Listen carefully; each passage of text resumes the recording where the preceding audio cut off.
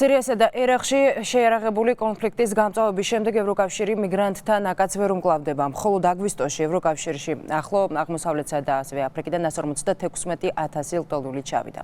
მიგრანტების ყველაზე დიდი რაოდენობა საქართველოში წინა წლებთან შედარებით 10-ჯერ მეტი 2014 წელს დაფიქსირდა.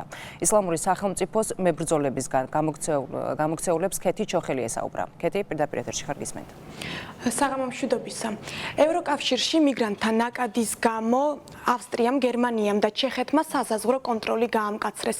უნგრეთმა კი სერბეთთან საზღვარი მთლიანად ჩაკეტა და ქვეყნის ორ რეგიონში საგანგებო მდგომარეობა გამოაცხადა. რაც შეეხება საქართველოს, აქ ახლო აღმოსავლეთიდან და ჩრდილოეთ აფრიკიდან ჩამოსულ თავშესაფრის მაძიებელთა რიცხვი გაცილებით მცირეა. ძირითადად ეს ადამიანები არიან ერაყელი იეზიდები, რომლებსაც ისლამური სახელმწიფო დევნის. თუ რას ყვებიან საქართველოში ჩამოსული ლტოლვილები, ნახეთ ჩვენს რეპორტაჟში. ისლამისტებმა სოფელზე შეტევა ღამის 3 საათზე დაიწყეს. იძულებულები გავხდით სინჯარის მთებისთვის შეგვეფარებინა თავი. იმ დღეებში ისლამისტებმა რამდენიმე ათასი ადამიანი მოკლეს. 2014 წლის აგვისტოში ნურია ლალიმ სინჯარის მთებში წყლისა და საკვების გარეშე 8 დღე გაატარა. დახმარება ქურთებმა შეძლეს, რომლებაც მთებში გახიზნულ ათასობით იეზიდს ერაყის ქურთისტანისკენ მიმავალი გზა გაუხსნეს. ნურის 8 და 1 ძმა ერაყში თურქეთის საზღვართან არსებულ იეზიდთა კარვების ქალაქს თავს დღემდე აფარებენ.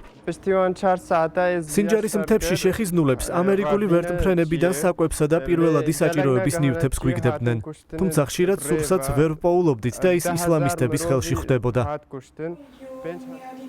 ნურია ლალის მსგავსად მირზა შეიხის ოჯახიც ერაყის სინჯარის რეგიონიდანაა. სინჯარში მცხოვრები იეზიდების ნაკადი საქართველოში გასული წლის აგვისტოში ჩამოვიდა. სწორედ იმ პერიოდში, როდესაც ისლამური სახელმწიფოს მებრძოლებმა იეზიდთა დასახლებები დაიკავეს. ერაყიდან თურქეთში გავიქეცით, სადაც 3 კვირა ვიმყოფებოდით.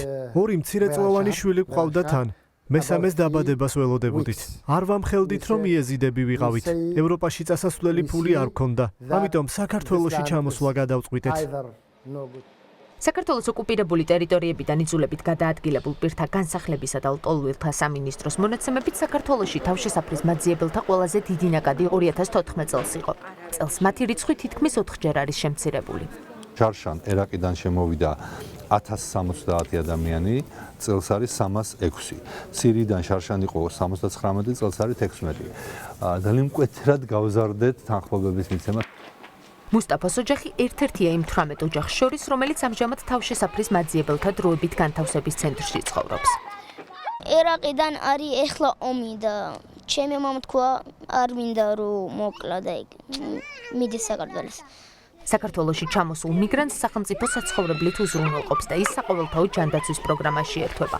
ლტოლვილის სტატუსის მინიჭების შემთხვევაში კი ოჯახის თითოეულ წევრზე 45 ლარიანი დახმარებაა გათვალისწინებული. ერაყელი ლტოლვილები საქართველოში 2015 წელს მიგრანტთა რაოდენობის შემცირებას ერაყსა და საქართველოს შორის სავიზო რეჟიმის ამოქმედებას უკავშირებენ. გმადლობ, ქეთი ჩოხელი საუბრობდა პირდაპირ ეთერში.